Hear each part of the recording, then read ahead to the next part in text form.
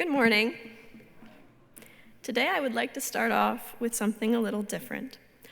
I'm going to read the lyrics from a certain song, and when I have completed the lyrics, I'd love for someone, or more than one person, to shout out what this song is called or where it's from, and I think at least half the congregation will know it, okay? Okay. All right, it goes as follows. It's a beautiful day in this neighborhood, a beautiful day for a neighbor. Would you be mine? Could you be mine? It's a neighborly day in this beauty wood, a neighborly day for a beauty. Would you be mine? Could you be mine?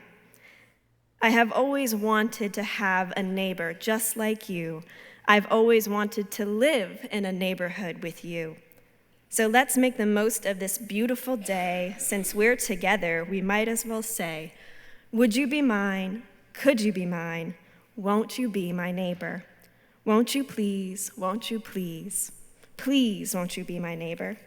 Neighbors are people who are close to us, and friends are people who are close to our hearts. I'd like to think of you as my neighbor and my friend. Amazing, thank you. Yes, Mr. Rogers. Many of you have had the pleasure of growing up during the time where Mr. Rogers adorned the television screens in a cozy sweater and with a comforting smile. He has earned the name, our television neighbor, as having dedicated his life to helping children understand how to make the world a place of radical kindness. TV Guide describes that Mr. Rogers has the ability to make us, young and old alike, feel safe, cared for, and valued. Wherever Mr. Rogers is, so is Sanctuary. Mr. Rogers' Neighborhood aired from 1968 all the way until 2001. Mr. Rogers was the creator and the host of all 895 episodes, composed more than 200 songs, and puppeteered 14 characters. He was also an advocate for the educational and understanding programming for youth, rather than slapstick comedy that was on television. In 2019, there was a movie released where Tom Hanks played Fred Rogers and worked to exemplify the legend of kindness that he gave to all. Fred Rogers died in 2003 from stomach cancer, only 2 years after his last episode aired. One thing that I did not know about him until this week is that he was actually an ordained minister who got his degree from years of attending seminary on his lunch hour, while serving as a program manager for another show. He had also done graduate studies in child development and used that to speak confidently and directly to children and adults alike. The main message from his seemingly simple but ultimately powerful television show was this: I care about you, no matter who you are, and no matter what you can or cannot do. This message is then followed by an invitation.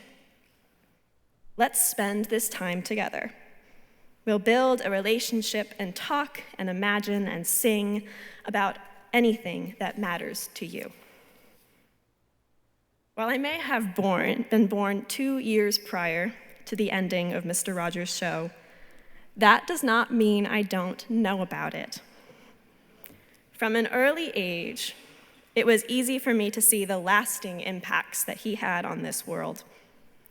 Throughout my life lessons and experiences, my parents or grandparents or teachers and other leaders would quote Mr. Rogers or remind me that I need to be a better neighbor to my peers like Mr. Rogers would hope for.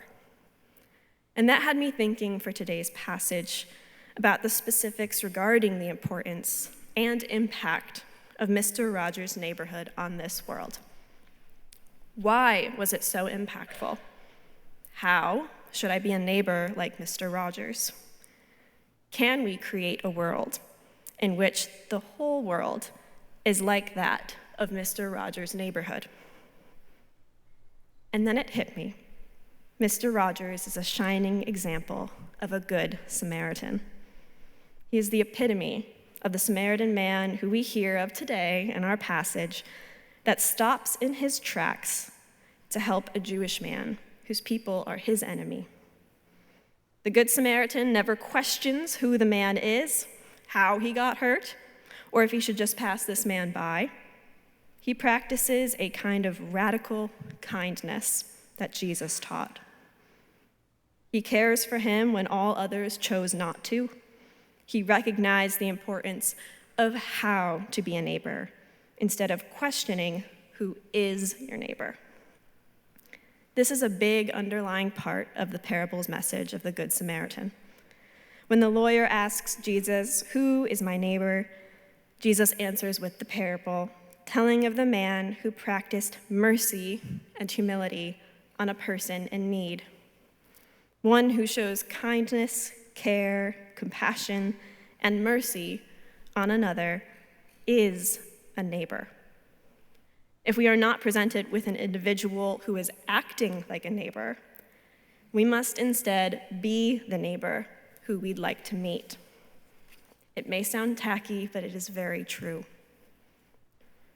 I have always found it absolutely fascinating that in this parable, one of the individuals who passes by the injured man is a priest, a person whose sole calling it is to help those in need and practice the teachings of Christ.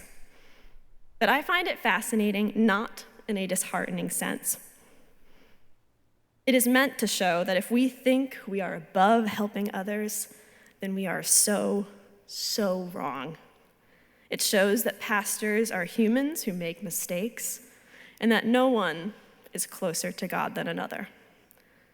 This story shows the pain and suffering that humans endure, which sometimes go unnoticed or that are blatantly ignored. There was an interesting study done at Princeton Theological Seminary that I'd like to share.